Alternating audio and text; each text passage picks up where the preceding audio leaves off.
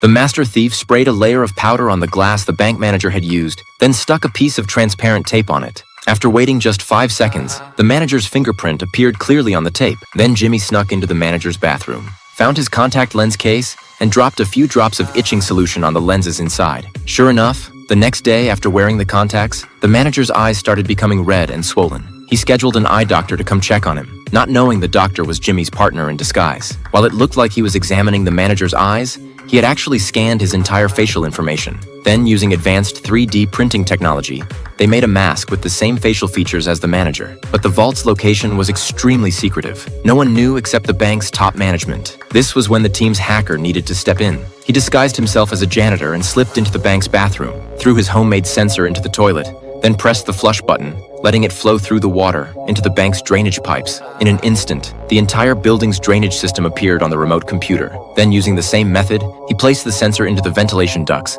and successfully obtained the building's ventilation system structure. The intersection point of these two systems was where the vault was located. After everything was ready, the theft operation officially began. The thieves pushed the lock-picking equipment to outside the surveillance room, then ran electricity through the door handle. Seeing they wore the same uniforms, the guard thought they were their own people and quickly came to open the door, which played right into their plan. Hearing the commotion, other guards came to check the situation.